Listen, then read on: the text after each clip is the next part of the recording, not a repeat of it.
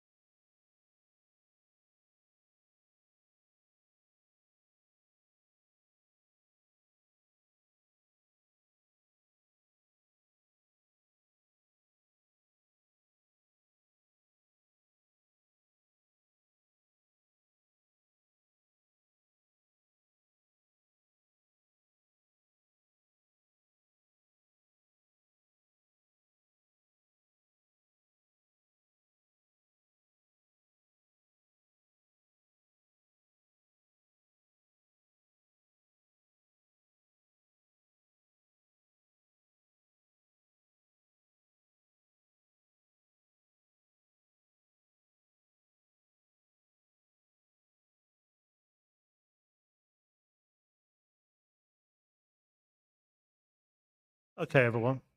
Good evening, and welcome to the Planning Committee.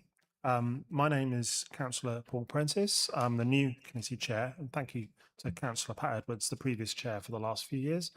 There is no fire alarm planned for this evening, but should the alarm sound, please leave via the nearest. Please leave via the nearest available emergency exit. Two of the closest exits are through the glass door behind you to my left, and through the double doors onto the riverside behind you. Please muster at Tower House car park. Members of the public, you're very welcome, and to make your own recordings of the meeting using whatever non-disruptive methods you think are suitable. And I'd like to remind everyone present at this meeting that it's being minuted, recorded, filmed, and made available to view in live and archive form via the council's website. And if you're seated in the public gallery, it is possible that the cameras may capture your image. And if you wish to avoid being filmed, it's recommended that you make a member of staff aware who can direct you where to sit. There is a problem with the cameras on the live stream at the moment, but we do have an audio recording, and hopefully it'll be working properly a little bit later on. The Westgate Garden gates on the riverside are locked, so members of the public must leave the Guildhall by the side exit behind the glass door. First of all, apologies. John, do you have any apologies this evening? Yes, we have apologies from Councillor Ian Stockley. Thank you. And do we have any substitutes? Yes, Councillor Rachel Carnac is here for Councillor Stockley. And can I ask if there are any declarations of interest by councillors or officers? Oh, sorry, John, you do that. You can tell it's my first time. All or some councillors may have received correspondence from or spoken with applicants, agents, supporters or objectors, and some of the public speakers may also be known to members of the committee due to their work as councillors. Neither circumstance prevents councillors from participating in the meeting. However, any councillor who considers that they do not have an open mind in respect of any item on the agenda should not participate in the meeting when the relevant item is to be discussed. And we've not had any declarations in advance, Chair. Thank you. And I see Councillor Thomas. Thank you. I suppose I have to declare that the item 6 is in my ward. Thank you. Thank you, Councillor. Okay, and so I'd like to confirm that there are 4 public speakers tonight, and they'll be heard immediately after the officer's presentation for each relevant item. So we move then to the minutes of the Planning Committee held way back on the 28th of April 2026. Can we confirm that they are a true record by general assent? General assent, yep. Thank you very much, everyone. Those are approved. So we'll move straight on to item 6, which is application number CA 25/01844 FUL 73 to 74 Central Parade, Herne Bay, and that's on pages 11 to 38 of your packs. and I will ask the planning officer for this particular item, which is Charlotte Manell, to introduce the report. Charlotte, over to you. Thank you, Chair. This is application. This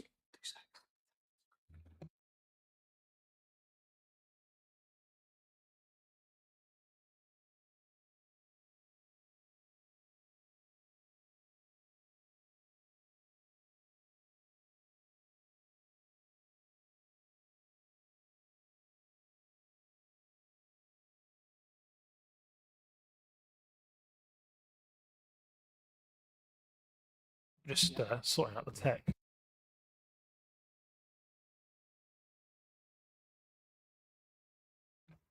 Okay, thank you.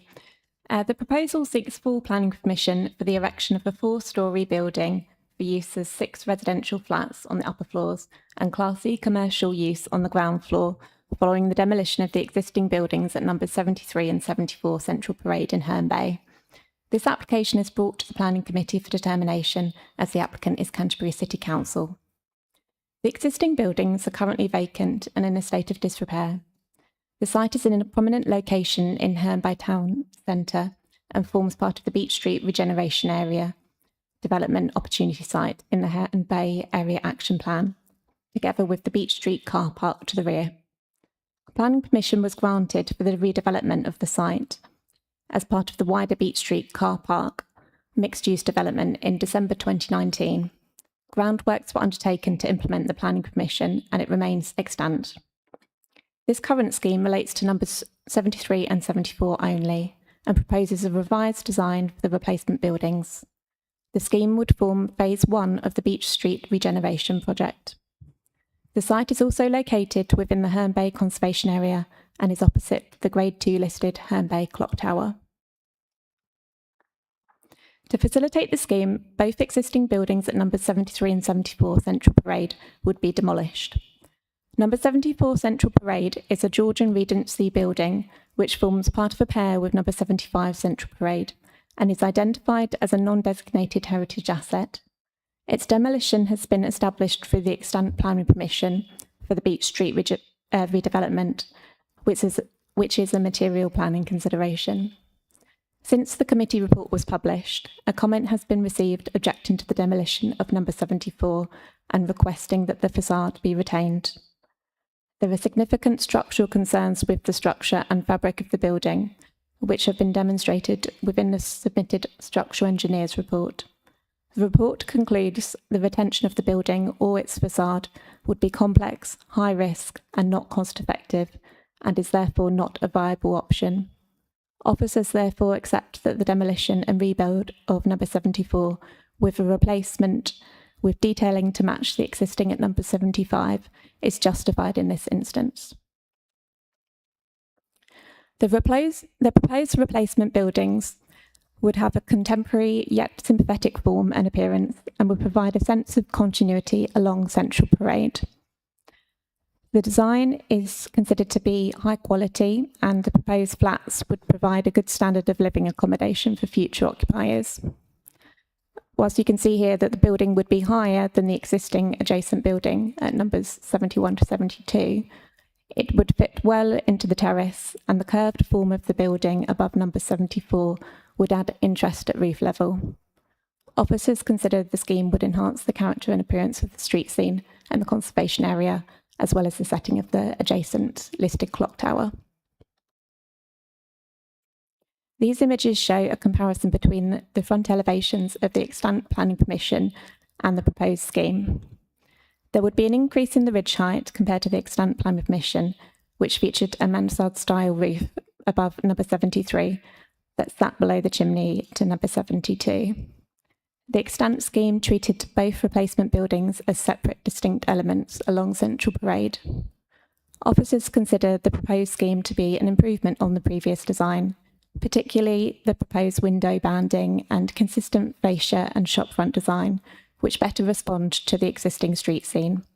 The buildings would read as a coherent and connected design with high quality materials and detailing.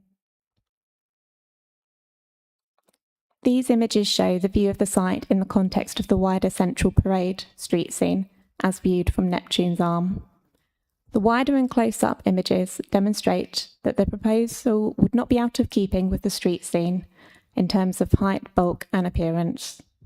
Overall, the proposal would result in the positive regeneration of the site through reinstating a retail unit at ground floor level and creating 6 good quality and accessible flats above.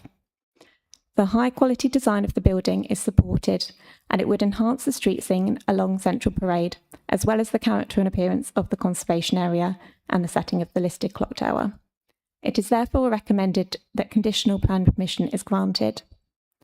Finally, the wording of Condition 9 is proposed to be amended from the wording within the officer's report to allow for samples and 1:10 scale elevation and sectional details of the balustrades, cornice and string course to number 74 to be submitted and approved. Thank you. Thank you, Charlotte. Can I ask our first public speaker? Chair, can I ask a question? Can you just go back to the 2 photographs that are side by side with the old one and the new one, just confirming which one is the one we're actually applying for? Is that making sense? Yeah. There's a square looking one and the one next to it. Just to clarify for me, please. Sorry, Chair.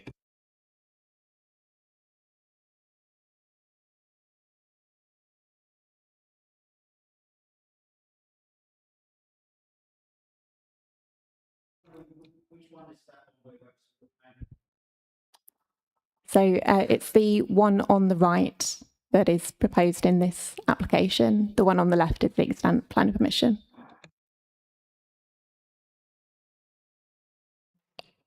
Thank you. Can I ask our first public speaker then, which is Jess Burrows, to come to the speaker's desk? Thank you. You've got 3 minutes. Thank you.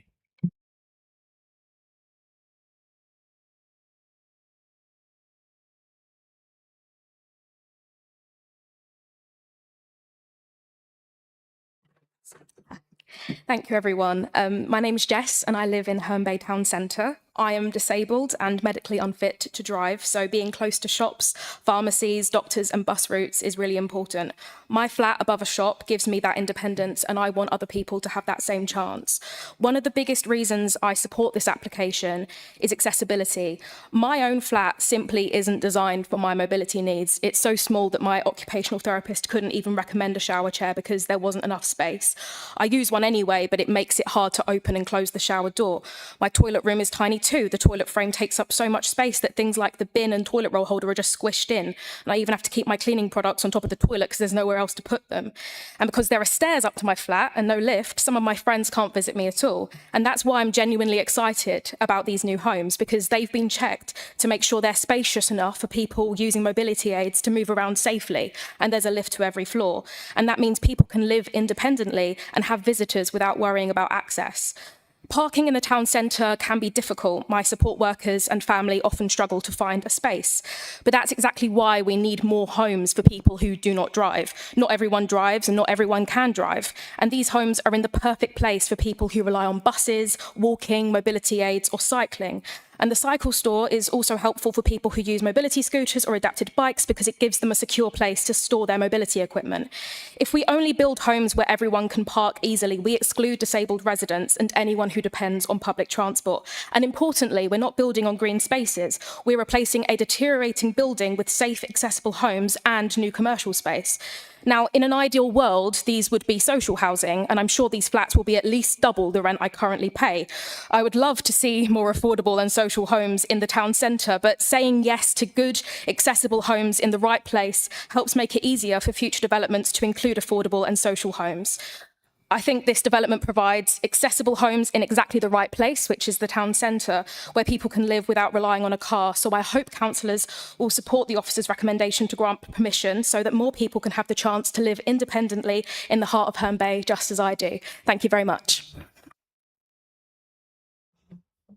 Thank you very much. And our next speaker is Councillor Tom Mellish, who's a ward councillor.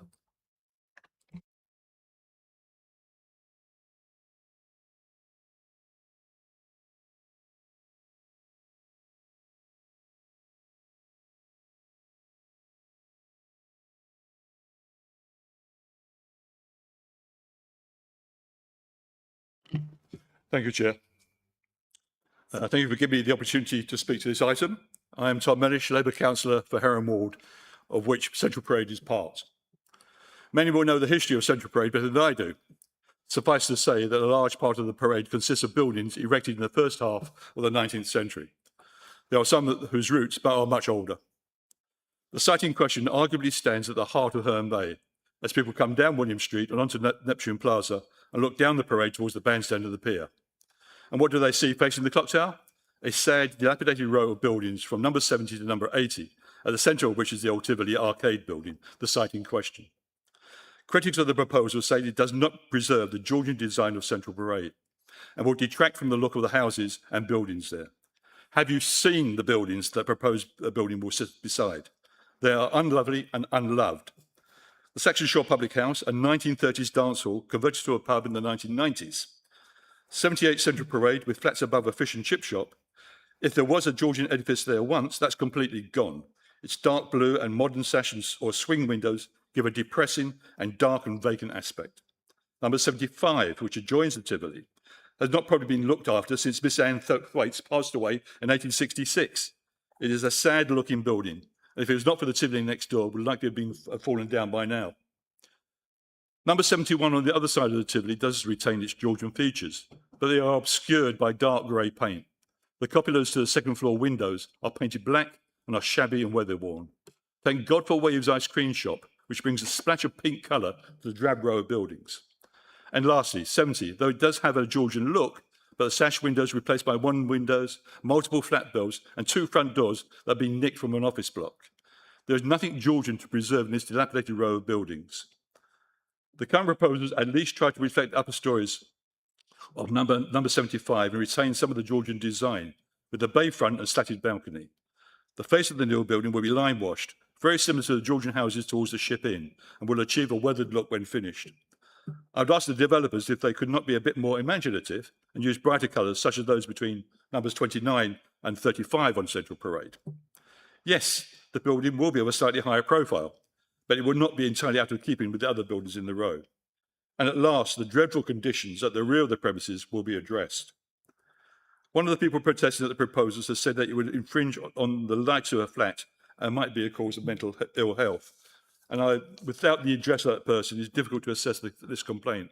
And I wonder if the officer would let me know how this has been resolved. As the building develops, I urge Canterbury City Council to consider the clock tower and how the two buildings complement each other. While this is not strictly a planning matter, it is important. And lastly, many thanks to Canterbury City Council for taking on this eyesore and doing something about it which previous administrations have failed to do. Thank you, Chair. Thank you very much. So the recommendation for this item is to grant subject to safeguarding conditions. So I'd like to propose from the chair that we propose the officer's recommendation. And would I see a seconder for that, please? Councillor Pat Edwards. Seconded. Thank you. Thank you very much. And I just want to note that we're doing this in order so that the officer report can be debated. But I have an open mind on this item, and I will reach my opinion on this item on the acceptability or otherwise of the planning application once the debate has been concluded. So I'd like to open it up for discussion with that. So councillors who would like to begin? Herne Bay, I see, is in full attendance. So Councillor Thomas first, so then Councillor Carnac. Thank you. Thank you, Chair. I wasn't really going to comment too much on this application, but it's something that it stems back from when I first became a councillor. It's the first project I worked on with joint with Joe Howes and Andrew Cook. So the history of it goes from there. We've had COVID and we've had Stodmarsh and we've had loads of things to hold this application in, but we have been working on this for in my ward and with Andrew for 8 years and myself for the last 10 years. So it's not something that's just sprung up now. It's something we've been working on quite a long time. And actually now we're here. This is a great move forward and let's move forward on it. Thank you, Chair. Thank you. Councillor Carnac. Yeah, thank you. I just want to say that I have an open mind on this one. You will have seen that there was a letter objecting to the design and detailing of the development from the Conservative group on Canterbury City Council. As you know, we basically represent Herne Bay, but it didn't include the members of the group who sit on the planning committee. I was able to have a lot of communication with the planning officer. I put through all the issues that we had, because in our view, while this has been, as Councillor Thomas has just said, a long-standing project that we really want to see, and we don't like this mess on the seafront as much as Councillor Mellish doesn't like to see it, because it's in the conservation area and it's a heritage area and it's near to the clock tower. We felt the original drawings that were put forward were too simplistic and were missing some of the heritage aspects that are important along the seafront. And just because some other buildings aren't in good condition doesn't mean to say that something the council is backing and building shouldn't be at the highest standard that we can possibly build at. I would like to say I agree with Councillor Mellish about the colour of it. I think in the pictures it looks very stark white, but my understanding is that that won't necessarily be the case. So I think that's positive. But I am and we are grateful for the work that has been done by the Heritage Officer and looking at the conservation issues, looking at how this fits into Central Parade and how it will work with the clock tower. And I'm also grateful to the planning officer, to Charlotte, and the heritage officer for the conditions that they have put on this application to make sure that it will fit with the building next door, and some of those really important features like the balustrades and the window detailing are a part of this. So yes, I'm grateful for all that work, and I think doing something is better than nothing, but doing anything's not necessarily better than doing nothing. But yes, very grateful for the work that the officers have done in really looking again at this and getting some new drawings, and to the cabinet members as well that have taken this through. Thank you. Councillor Edwards. Thank you. I actually was going to say something very similar.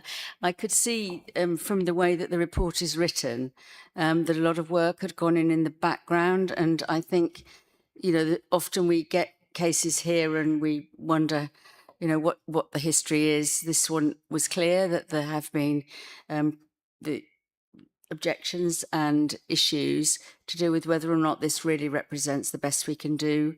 And we do have an option because we're, you know, the council have taken it over and are going to pull it down. So we do have an option to do it well. So really, I was actually going to say some very similar things. You can see that people have paid attention to what those shop fronts will look like, the part that's mirroring the house next door with the bay and you know, the clock tower. And so I thought, subject to what other people are saying today, that a lot of the issues have been resolved along the way, and I'd like to give people credit for that as well. Thank you. Councillor Dan Smith. Thank you very much, Chair. Just 3 points really, and they're actually, I don't disagree with any of the other councillors. I think this is a lot of work's been done on this. So, one thing I would say though, that it's not that it's not viable. It's more not affordable to actually make it more in true with its original design. But by the by, it's an improvement. On some of the smaller points, I think they can actually be very slightly improved. Point 69 on the environmental issues with the hedgehog holes and close board fencings. I wonder if that would be possible, especially given the weather we've had recently, to arrange some kind of small pond or watering hole nearby to for small mammals and things, birds to drink at, because that is a problem when you have a concrete base, and I should think it's something that could easily be integrated into the design. And something which I think the chair is aware of, what we discussed before about the solar panels on the roof, south facing. That's not mentioned in the sustainability section, and I think something similar to what was done in Canterbury with the office buildings there with the solar panels is again a feature which could actually be integrated into this and would help with the design, especially given that the back of the building is south facing, and it wouldn't detract from the front of the building, which is perhaps the key view for the seafront. So I'm not sure how people would want to think on that, but perhaps any points on that would be helpful. Thanks. In terms of the PV panels, I have discussed this with the agents, and it was something that was looked at early on in the design stage. It wasn't followed through in this instance for a couple of reasons. They would have had to be placed on the top of the building, and for health and safety reasons, there would have to be a sufficient guardrail around it. And I think the PV panels would also have additional weight on the building. It was considered, and then because it's in a conservation area and adjacent to the listed clock tower, it was discounted because of the impact of that additional height and bulk at roof level, that an additional safety railing around or parapet wall around the top floor level would have. And then, yes, as I said, in terms of the actual structural ability of having the PV on the roof.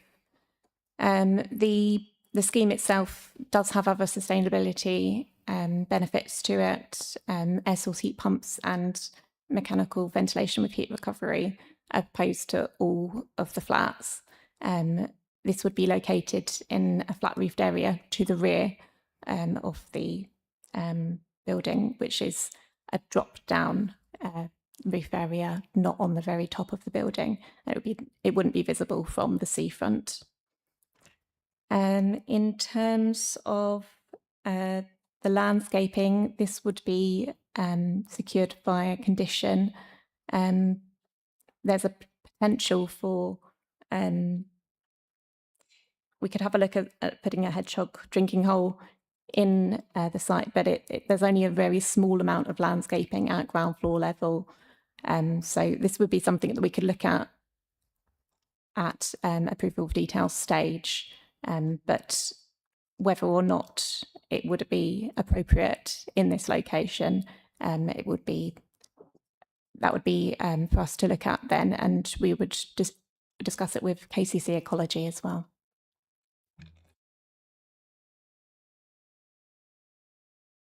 Thank you very much for that. Actually, it's quite helpful.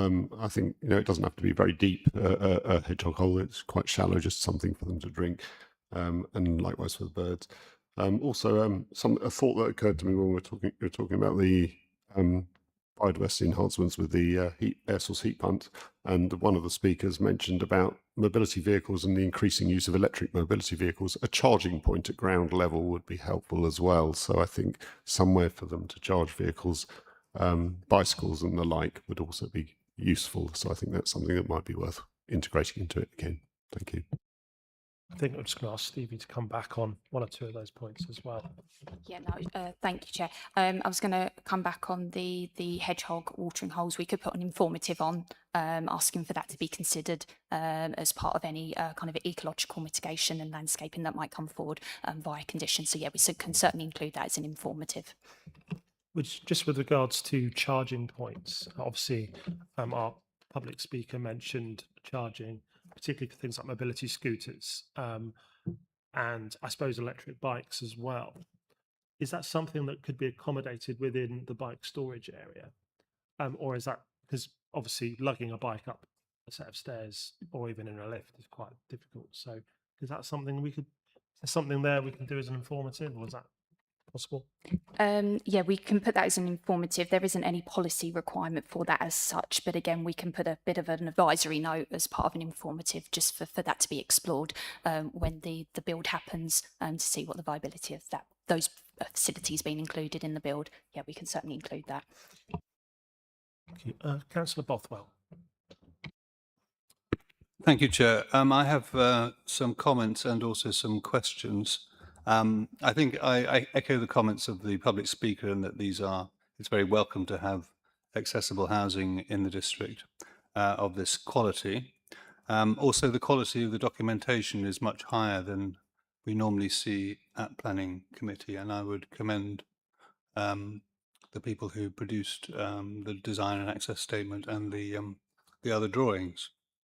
Moving on to the building itself, I note that it's a non-designated heritage asset. I assume that means it's just not listed, but it's of value. And although it's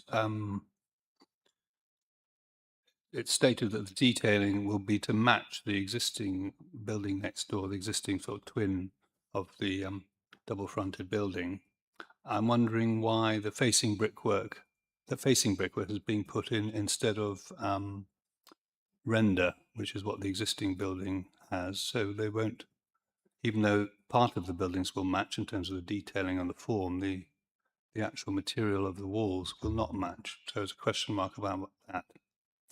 Also, I think the extant scheme, the existing planning permission, is fits much better in terms of scale and massing into the street. And this is obviously the left-hand building, as you look at the facade, is higher and kind of not as in keeping as the extant scheme. So that's a worry.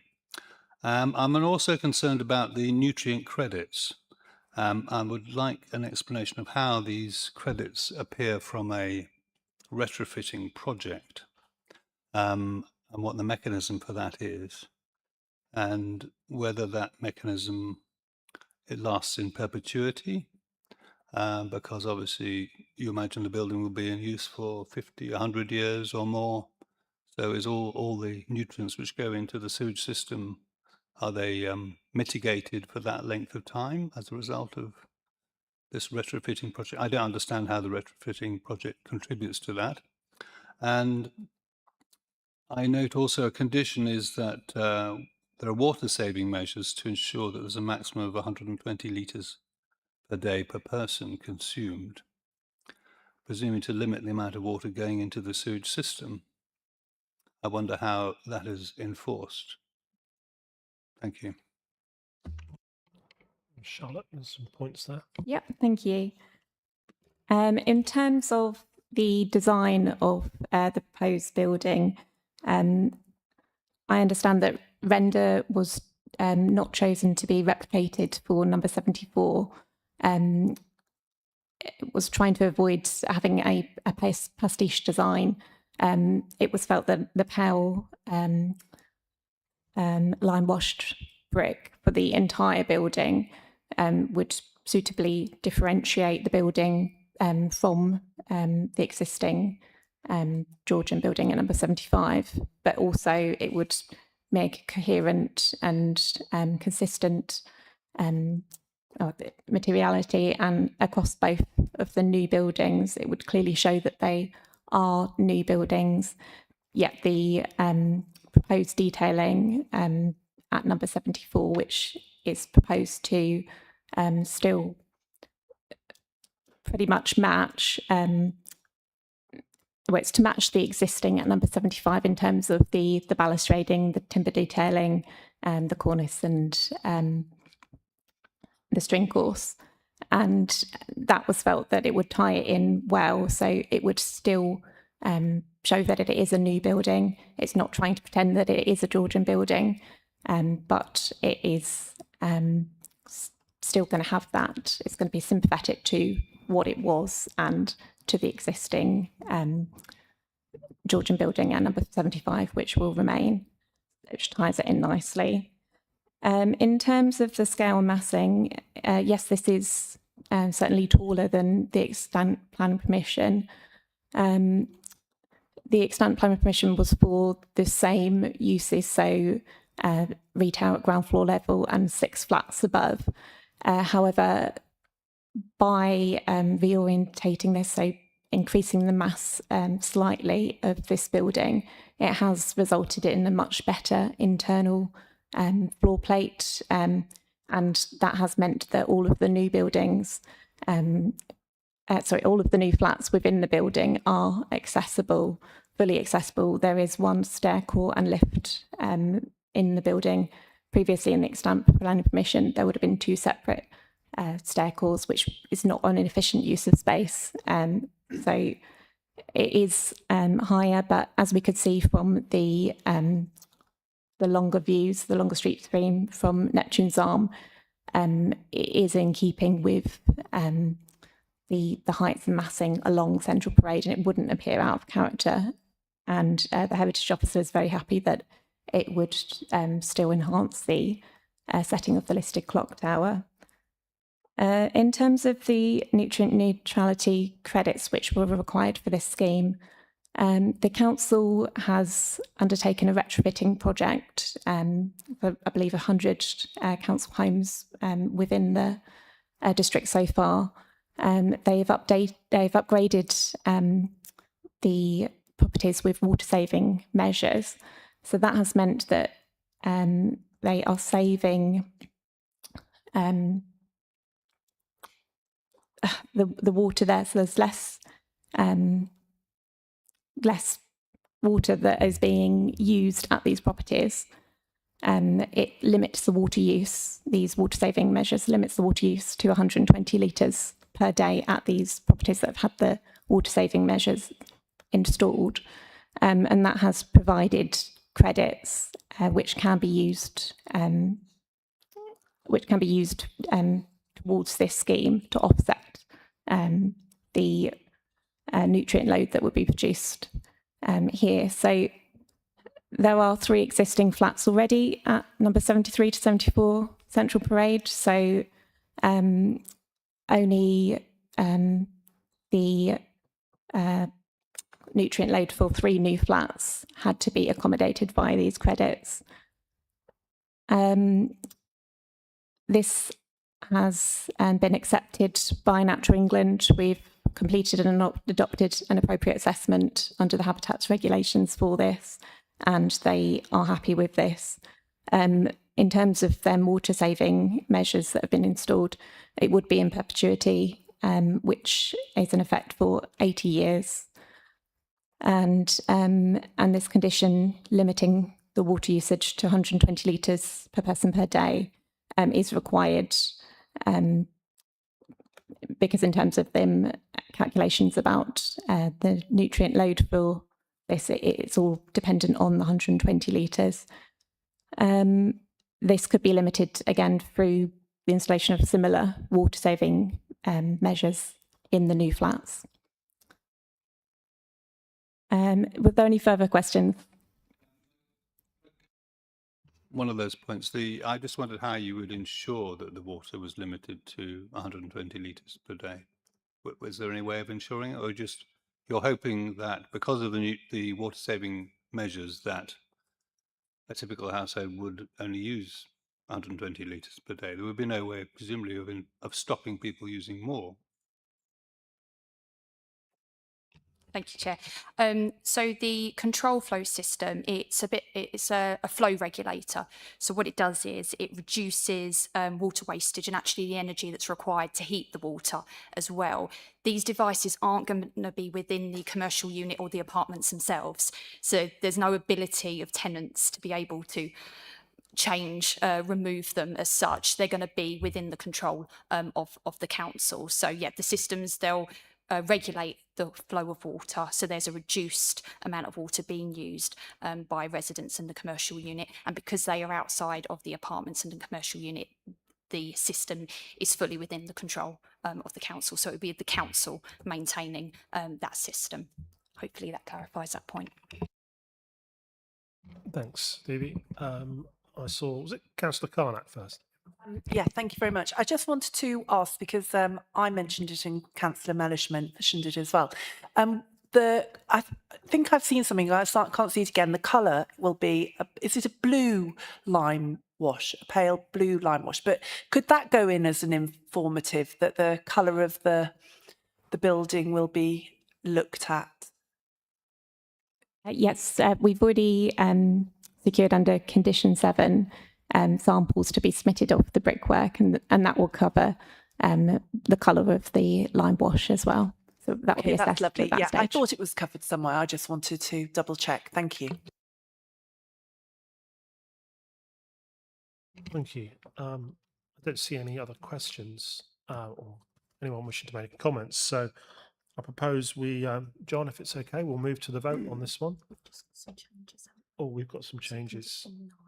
Condition 9.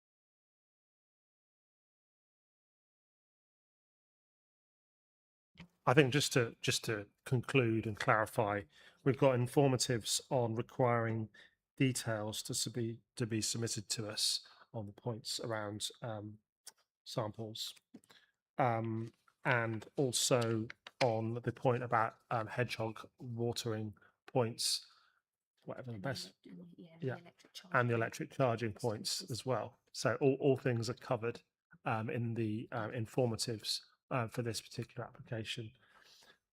Thanks for bearing with me, everyone. Councillor Thomas. When you're saying charging points, they just need to be a 3-pin plug socket. They don't need to be a specific charging system. I'm pretty sure they are standard Yes, standard they are. household They definitely supply. are. It's not a question. It's Yeah. clarification. That's correct. Yeah. Thank you. John, could you run the vote, please?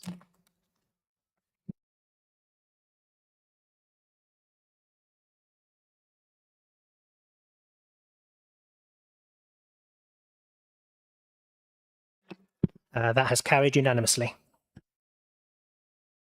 Thank you very much, everyone. We'll move on then to application. This is item 7 on the agenda. Application number CA/25/01711/VAR, the annex Croftswood Broadway Peckham, which is on pages 39 to 47 of your packs. And I'll invite Ashley Kynes to introduce the report. Over to you, Ashley. Thank you, Chair, and good evening, members.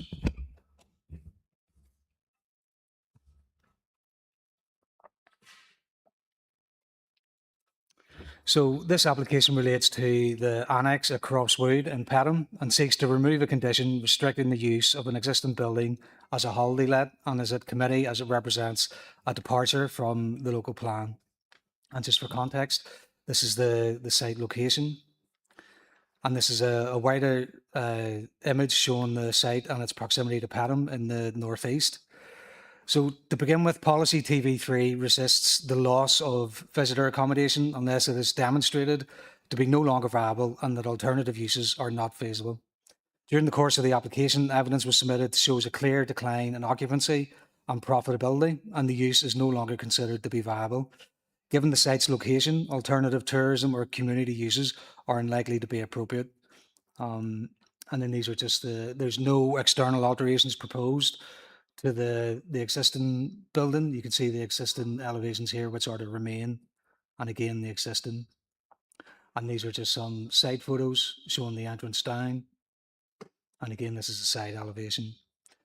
Members may recall that officers have previously had to apply the presumption in favour of sustainable development when considering proposals for housing that lie outside of settlements identified for development in the local plan. As the council cannot currently demonstrate a 5-year housing supply, the presumption in favour of sustainable development applies to this application.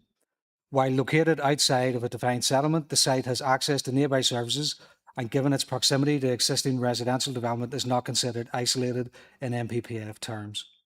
On balance, the harm identified does not significantly and demonstrably outweigh the benefits, particularly the addition of an additional dwelling in the context of a housing land supply shortfall.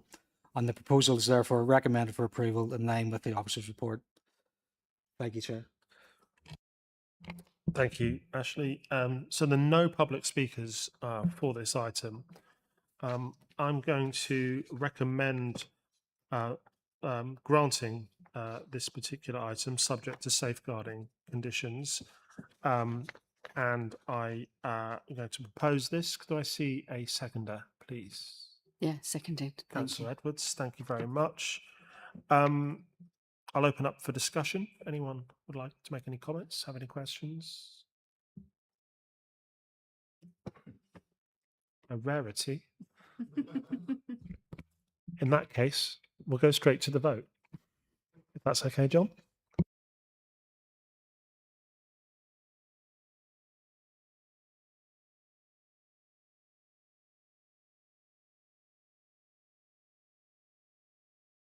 Everyone, we're now voting.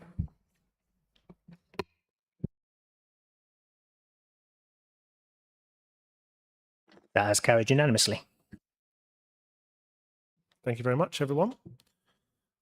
And without further ado, we will move on to item number 8 on the agenda. That's application number CA/25/02031/VAR 16 to 18 Oxford Street, Whitstable.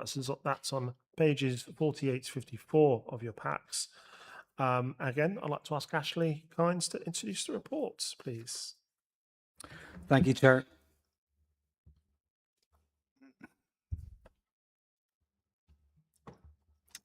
So this application relates to the Peter Cushing building in Whitstable and seeks to amend a condition to extend the opening hours of the premises by 1 hour on Friday and Saturdays from 12 a.m. to 1 a.m. in response to customer demand and therefore a need being existing.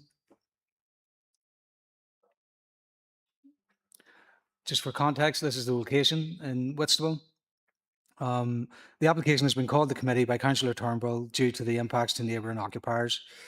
As context for the site, having consulted with Environmental Health, the last complaints the council received regarding noise and disturbance was in August 2020. It is also worth highlighting that the beer garden to the rear of the premises will continue to operate as per the licence restrictions. A condition on the premises licence states that the beer garden to the rear shall close at 9 p.m. each night, and so this application would not alter the operating times of the beer garden. Should this seek to be amended, this would require a separate process through the licensing team, which would be separate to planning, but would also need its own approval. During the course of the application, no objections have been received from external consultees, and so as per the assessment in the officer report, the application is recommended for approval subject to safeguarding conditions. Thank you, Chair. Thank you. And there are 2 public speakers for this item. And the first one is Councillor Claire Turnbull, who's a ward councillor. Thank you.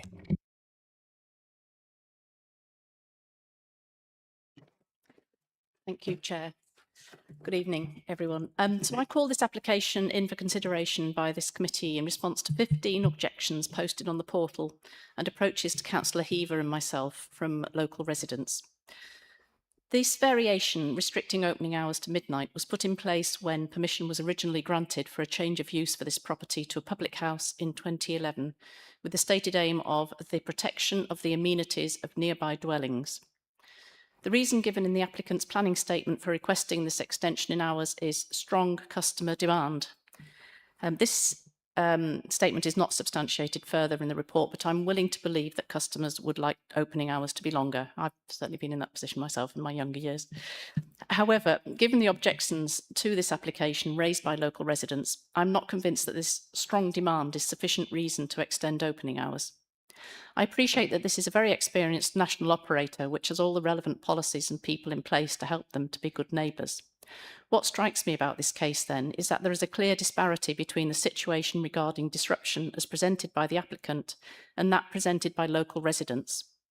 As you see in your report, residents state they are still experiencing disturbances related to customers leaving the pub. Some also note that they were not aware of the meeting on the 28th of October referred to in the planning statement, at which the statement says no concerns were raised.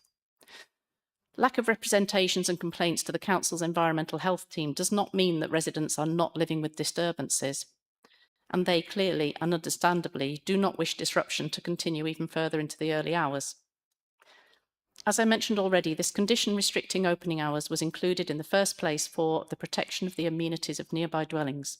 The overarching message from the residents is that nothing has changed with respect to the residential status of properties in the vicinity of the pub since that time, and the disruption that they are experiencing related to customers from the pub does not match the picture painted by the applicant. As I see it, the question for you to consider is whether the customer's desire to stay longer in the pub outweighs the local residents' desire that the closing time be maintained as it is. Thank you.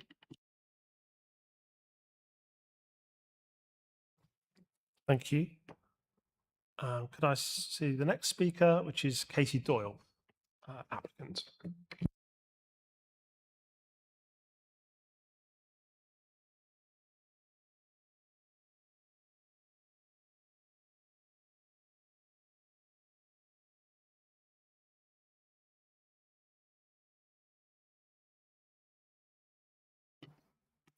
Chair, members, good evening and thank you for your time.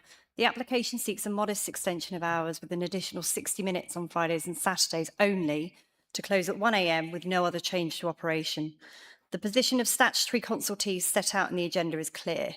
No objections have been raised, including from the police, licensing enforcement and the EHO. Importantly, licensing enforcement commented that an additional hour would assist with the staggering leaving of the pub, which we have found from experience. Those views speak directly to amenity and safety of the premises. The premises is a well-established premises in Whitstable. It's a traditional Wetherspoon public house with no music. It offers a wide range of alcoholic and soft drinks, in addition to refillable teas and coffees and a wide-ranging food menu until 11 o'clock. Customers are able to order on the app throughout the pub and the outside area, which provides greater presence on the floor to manage behaviour. We withdrew a broader 2023 application to listen and respond to concerns raised during the previous application, and those responses sit within the detailed management plan you have before you in the agenda. The management plan sets out extensive measures in place to prevent impact on residents by way of noise and disturbance. Turning to local amenities, significantly, the committee agenda records no complaints of noise or nuisance since 2020. That supports a picture of a well-run, well-managed, established community premises operating without undue impact on residents. The management team here is strong, and many of which have been there for over 5 years. We take our responsibilities as a community operator and strive to be a good neighbour. A residents' meeting was held at the premises on the 28th of October, which I attended with the pub manager and the area manager, following hand-delivered invitations to residents. Should the application be granted, we'd be willing to hold another residents' meeting, of course, to gather feedback on the extended hours and continue to share local management contact details and encourage dialogue. We recognise concerns about antisocial behaviour and set clear expectations for customers in relation to responsible conduct, intervening immediately when needed and requiring non-compliant customers to leave or barring them where appropriate. We also liaise proactively with the police and licensing officer, and when checked in yesterday, no issues were raised in relation to the premises. In closing, the application is modest. There were no objections from statutory bodies, and all existing robust measures remain in place. We respectfully invite you to grant the application, and I welcome any questions.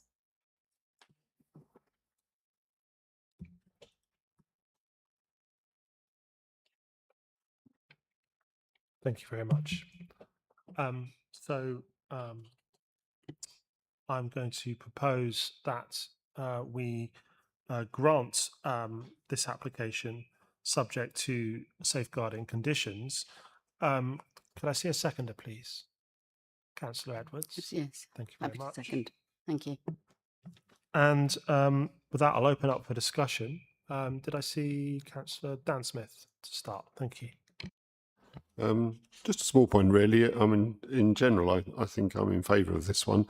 But the stats from 2020 with the environmental health, I mean, that covers the first 2 years of COVID, where there was very little risk of this kind of disturbance. So treat those figures gently, I think, is the thing. But obviously, we've had 3-4 years of full use, so I'm fine with it otherwise. Thank you.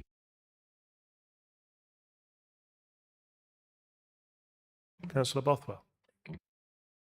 Yes, I had a question for officers about are there other pubs in the vicinity which have opening hours extending to 1 p.m. on Saturday and Sunday, or will this be unique within Whitstable? I'm not sure we have that information necessarily. Do we? Sorry, I did check. There was none I seen that were as late as 1 o'clock. So there wasn't. There was 3 or 4 in the close vicinity, but they weren't as late as 1 o'clock.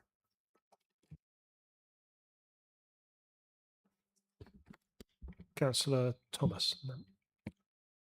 Thank you, Chair. The concern I have to all these type of applications, and I presume this has to go through licensing as well. We've had this before. Is that it sets a precedence? Because I mean, I had one in Mortimer Street as an example. It was Mortimer Street is what it is, and someone asked for that to extend the hours.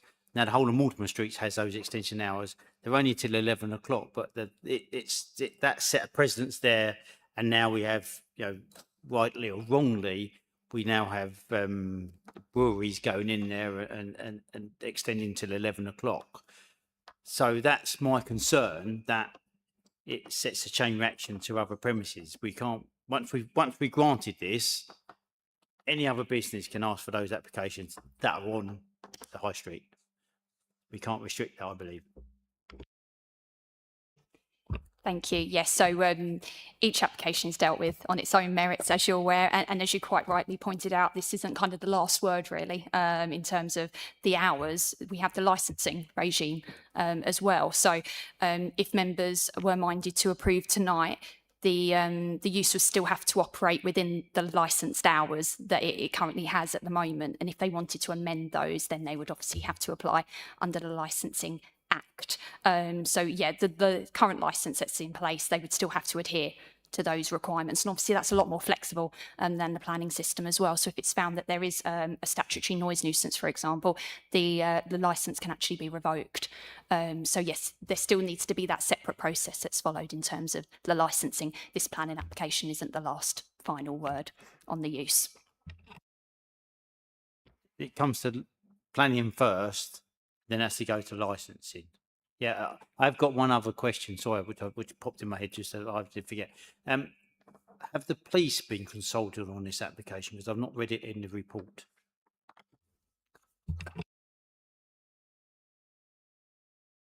Yes, and there was no objection in the paper. Yeah. Councillor Dixie, I think.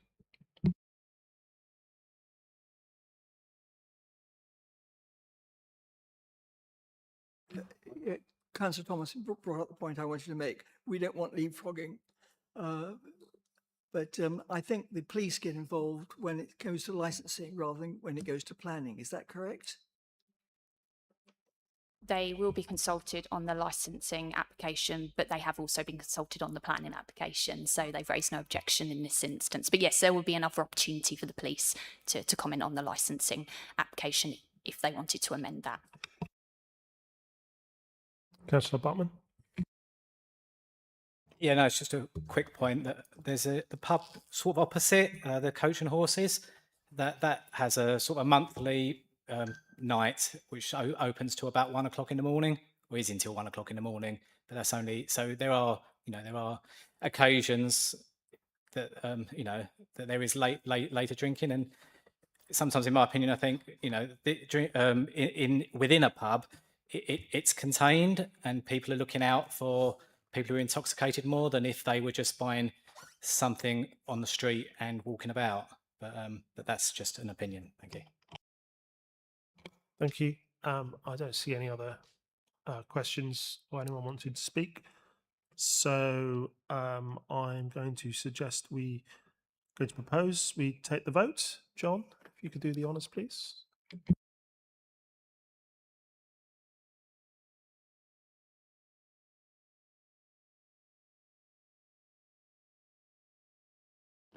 That has carried, 7 in favour, 1 against and 1 abstain. Thank you very much, everyone. And the final item of the evening is the planning appeals report. So I'll just ask Stevie to highlight anything members may need to know about. Thank you, Chair. Yeah, we've had quite a few appeals decisions that have come through, some enforcement ones as well, but nothing in particular to note. Thank you, Chair. Thank you very much, everyone. I